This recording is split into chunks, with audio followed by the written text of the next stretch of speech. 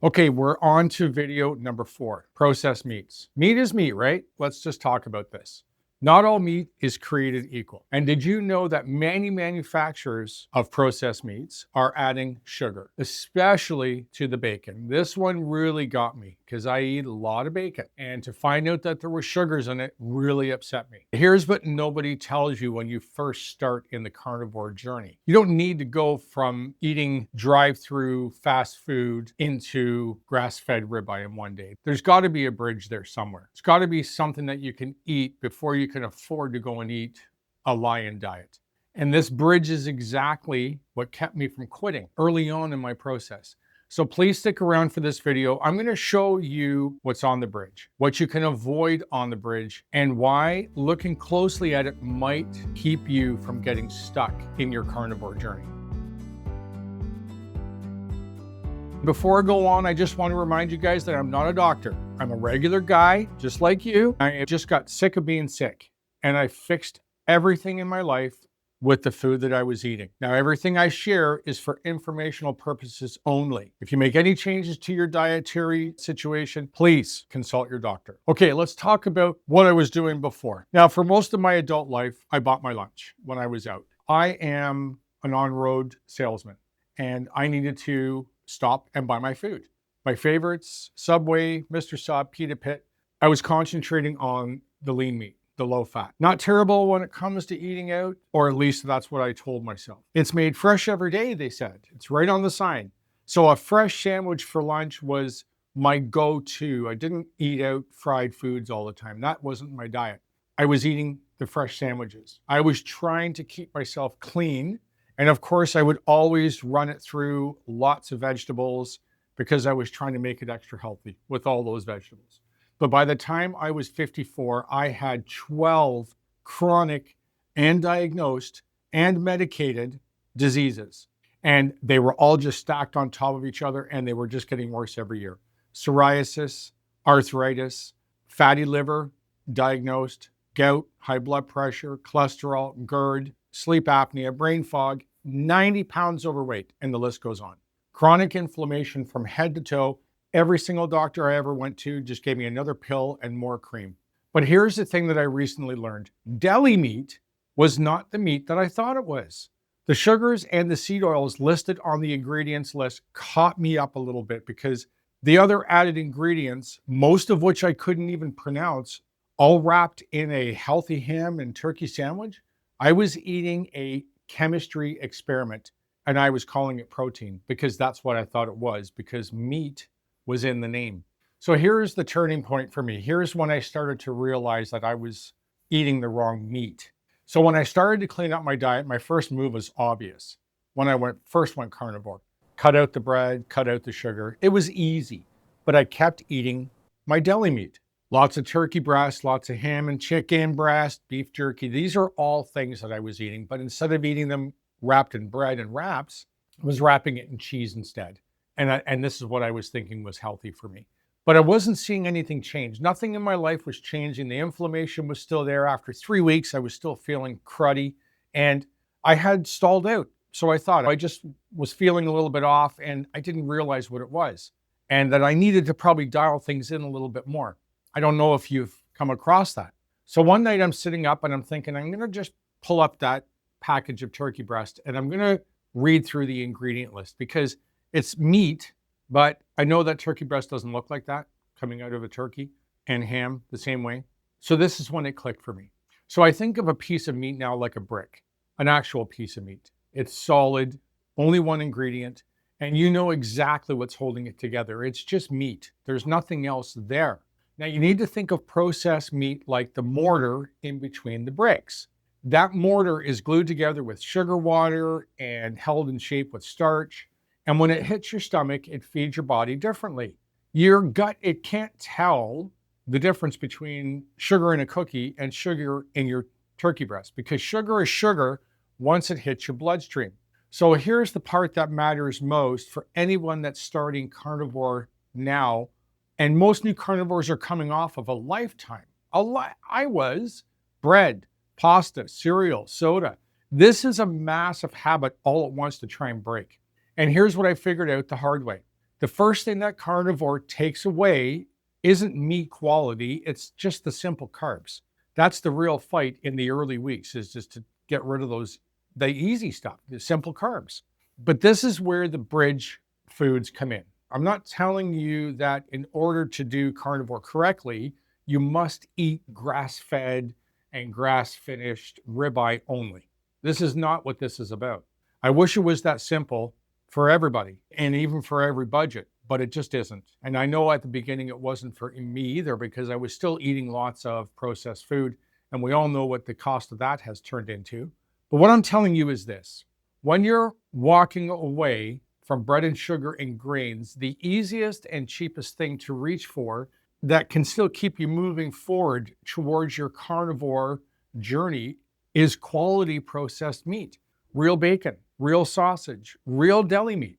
Those things actually do exist. You just have to look. So here is exactly what I did. And I need you to understand that this is a step-by-step. So I built myself a simple rule. And after 26 months, I still use that rule today. And here it is. Step 1, I stopped buying anything from behind the deli counter or hanging up on the wall. If I couldn't read or pronounce the ingredients on the packaging, it didn't go in my cart. I didn't buy it.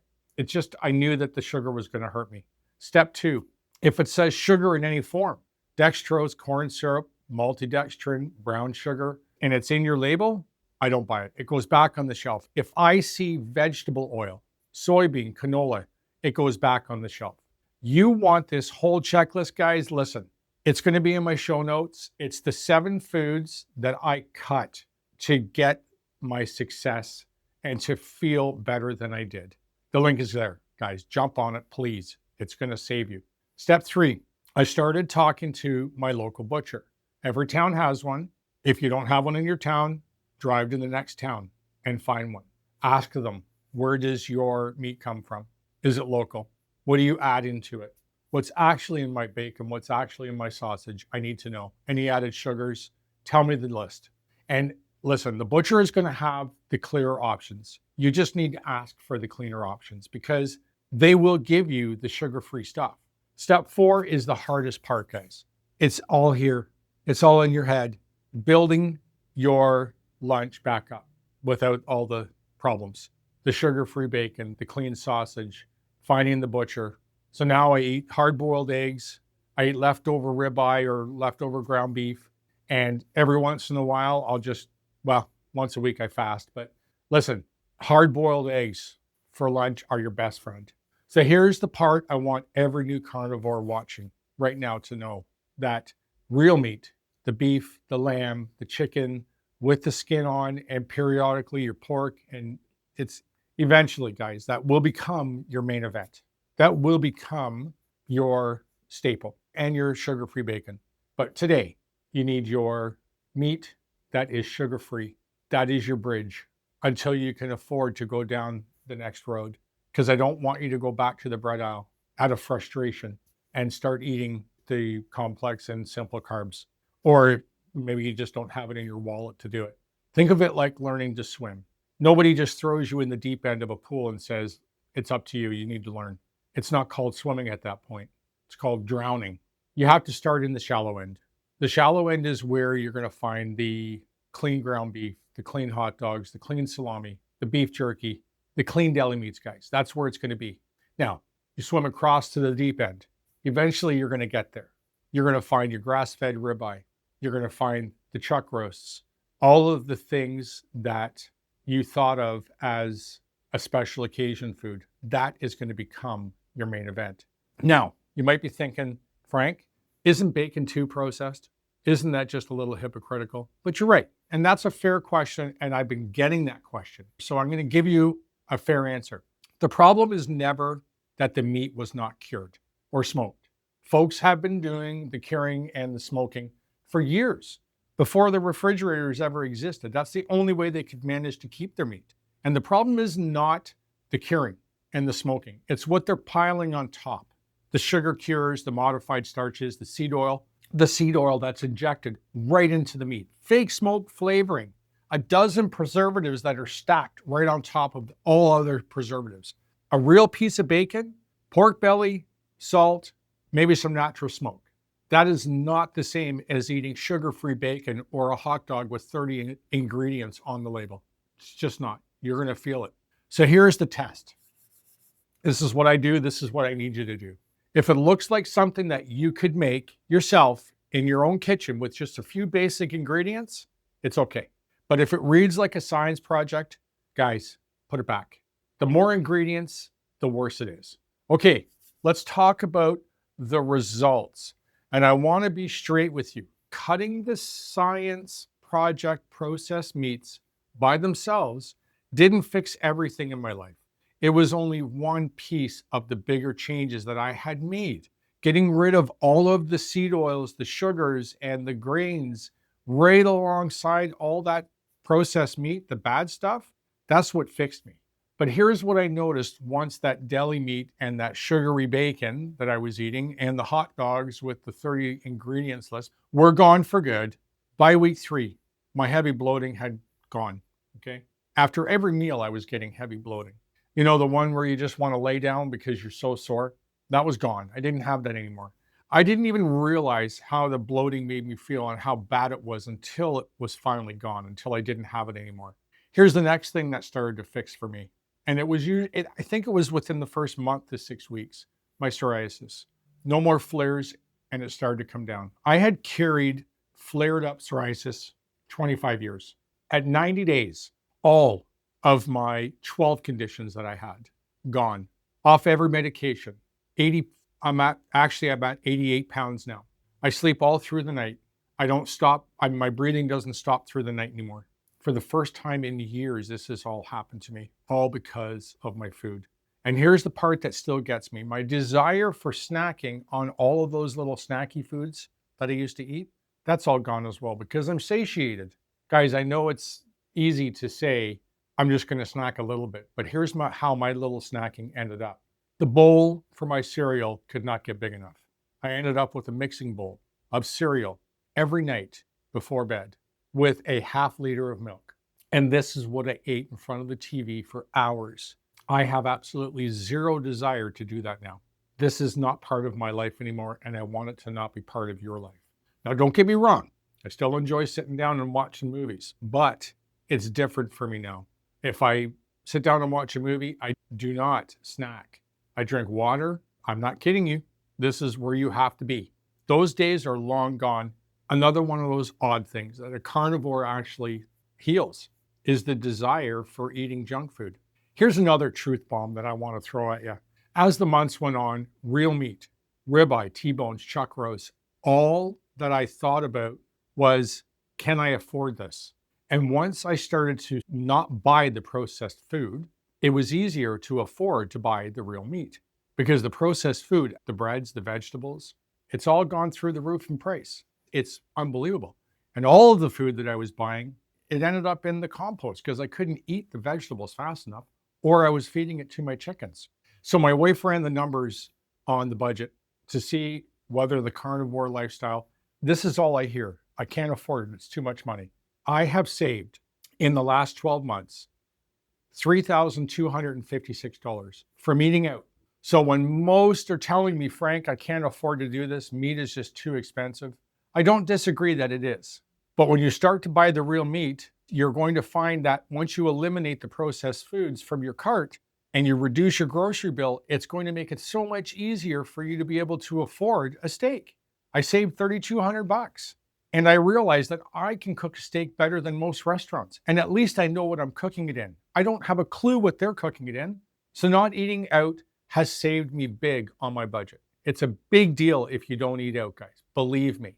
Okay, what does this mean for the new carnivores that are watching? Or for the ones that are actually thinking about getting into this? The oils, the sugars, the breads, the pastas, the cereals. You've already done the hardest part. Don't let anyone take that away or make you feel like you failed because you go and buy bacon from the grocery store. If it's got sugar, whatever. But here's what I want you to realize and what I need you to take away from this. You just need to, and I needed to, dial things in a little bit deeper. Look closely at the quality of that meat because what you're eating is important. And that's a real step that can deepen your healing even further, but it's a step that you take when you're ready. I don't want you to think that you just go and throw out all your bacon that you're eating right now. Okay, that's not what this video is about. If your budget is tight right now, a quality processed meat that passes the readable ingredient list is not a compromise of the carnivore lifestyle. It's a legitimate part of it. It fills the gap between what you used to eat and where you're heading, because where you're heading is a glorious change to what you're feeling right now today. So here's a simple first step that you can do today. Just a simple one. Go to the fridge, or the next time that you're at your grocery store, pick up whatever deli meat, your bacon or sausage, whatever. Everybody has a normal brand that they like to buy. Just flip it over and have a look. Read the ingredients. If you read any of those 60 names and sugars that I showed you in the previous video, if you read any of the added oils that I showed you in the previous video, if there are any words in the ingredient list that you can't pronounce properly, just make a notice of that. That's all that I'm asking for you to do right now. That's what I did at the very beginning. This is what I learned to do. You don't have to throw a single thing out or not buy it. Just simply be aware of what it is that you're buying. But as you move along, look for the version without that junk in it, or go talk to the butcher that is actually going to give you the real bacon without the sugar and the sausage without the fillers, because those things do exist. And with grocery prices where they are now, what we've been paying lately for groceries, the gap between the cheap processed garbage and the real food has gotten a whole lot smaller. It is so much less expensive to buy your real meat versus the processed stuff. It's not too late to make the switch. Start reading those labels so that you understand exactly what it is that you're buying, okay? I want to just take a moment and thank you guys, because I'm a new channel and I love sharing my journey, because I have healed a lot in my life. And I just want to share all this stuff with all of you. So if this video has helped you and you can make a small change in your life, maybe somebody else in your life needs a change as well, send this to them. You know who's stuck. Somebody that is not feeling well, somebody that is inflamed, and they just can't explain why. I want to help as many as I can to feel well. It's changed my life. Also, if you don't mind, please hit the thumbs up if you like these videos. And if you aren't already subscribed to my channel, please go and subscribe, because I want to send the next video directly to you, because these videos are important. I have saved my life by going into a carnivore lifestyle. I don't care what any of the naysayers think. One more thing I want to leave you with is this. Listen, you shouldn't have to walk this road alone. And there's going to be a lot of people tell you that this isn't going to work. And that's the reason why I don't want you to go through a bunch of trial and error. Early in my journey, I realized that I couldn't do this alone, and that I needed a community of people that made a significant difference in my experience with the journey of carnivore lifestyle. There are a lot of good ones out there, influencers and doctors. And the one that I continuously point people to is Bella over at the team at the Steak and Butter Gang. They've got open chats, they've got support, they've got actual doctors who do weekly calls, and they've got coaches that are there to answer any of your questions. The community that helped me when I needed it the most is the one that I point people to, because I know it will help. And if you're just starting out, I highly encourage you to join somebody. Talk to somebody. I don't get paid for saying this, for recommending people over to the Steak and Butter Gang. I just simply know that early on, when I needed support and help and education, that's where I went for my help. The link is going to be down in the show notes, guys. So if you want the whole picture on all 7 of my foods that I cut, the processed meat that we're talking about right now is number 4. I've already done 3 videos. I've got more coming up. But that guide is also going to be in the link below. If you just can't wait for those to happen, there's a full list of those things. Next week, we're talking about vegetables and where the protein's coming from for the vegetarian lifestyle, and about fruits and vegetables. So come along with me for the ride. I'm going to see you in the next one, guys. And until then, please remember to trust the process, trust your body, and trust the one who made it. And as always, fix your food and fix your life.